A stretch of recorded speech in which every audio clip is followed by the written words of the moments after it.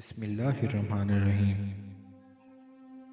کبھی کسی بے قصور کو نہ مارنا کہ وہ ذلیل ہو جائے، اور کبھی کسی کی بے جا تعریف نہ کرنا کہ وہ کہیں غرور سے اکڑ جائے۔ مومن نہ تو کسی کو دھوکہ دیتا ہے اور نہ کسی سے دھوکہ کھاتا ہے۔ شریف کی شناخت یہ ہے کہ جب اس کا مقابلہ کمزور سے پڑے تو اپنے آپ کو پیچھے ہٹا لے۔ ہر وہ کام جو دنیا ہے جس سے آخرت مقصود نہ ہو،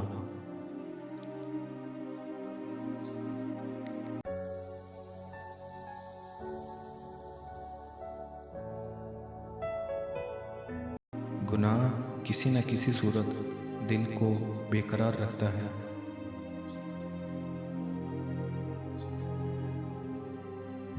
تواضع کی کثرت نفاق کی نشانی اور عداوت کا پیش خیمہ ہے۔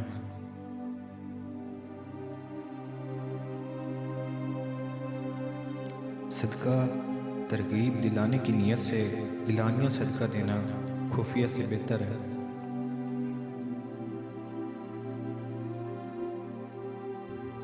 جائز ضرورت سے زیادہ طلب بھی شکوہ ہے۔ جس نے دنیا کو جس قدر پہچانا اسی قدر اس سے بے رغبت ہوگا۔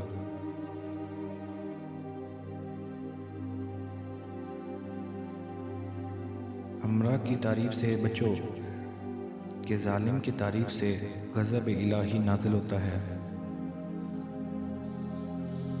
حیا کے ساتھ تمام نیکیاں اور بے حیائی کے ساتھ تمام بدیاں وابستہ ہیں۔ ٹونگروں کے ساتھ عالموں اور زاہدوں کی دوستی ریاکاری کی دلیل ہے۔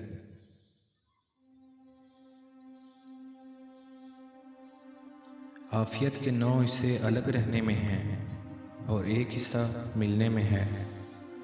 تعجب ہے اس پر جو دوزخ کو مانتا ہے اور پھر بھی گناہ کرتا ہے۔ اپنا بوجھ خلق پر نہ ڈالو، خواہ کم ہو یا زیادہ۔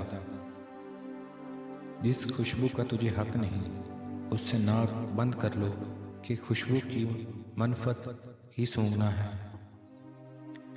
مجھے دنیا میں 3 کام بہت مرغوب ہیں: تلاوت کلام پاک، بھوکوں کو کھانا کھلانا اور راہ خدا میں بے دریغ خیرات کرنا۔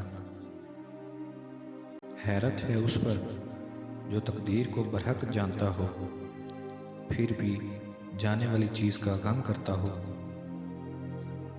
تعجب ہے اس پر جو حساب کتاب کے دن پر یقین تو رکھتا ہے پھر بھی مال جمع کرتا ہے۔ تعجب ہے اس پر جو موت کو سچ مانتا ہو اور پھر بھی ہنستا ہو۔ تعجب ہے اس پر جو دنیا کو فانی جاننے کے باوجود اس سے محبت کرتا ہے۔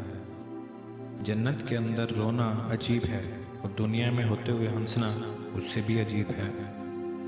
امیر کے 1 لاکھ روپے خرچ کرنے سے فقیر کا 1 روپیہ خرچ کرنا بہتر ہے۔ جو اپنا جوتا خود گانڑ لیتا ہے، کپڑے خود دھو لیتا ہے، غلام کی عزت بھی کرتا ہے، وہ تکبر سے عاری ہے۔ دوسروں کا بوجھ اٹھانا عابدوں کی عبادت سے بڑھ کر ہے۔ جو لوگوں کی برائی کے لیے وقت نکالتا ہے وہ بڑا گنہگار ہے۔ لوگوں کو جس طرح چاہے آزما کے دیکھو، سانپ بچھو سے کم نہ پائے گا۔ تلوار کا زخم جسم پر آتا ہے اور زبان کا روح پر۔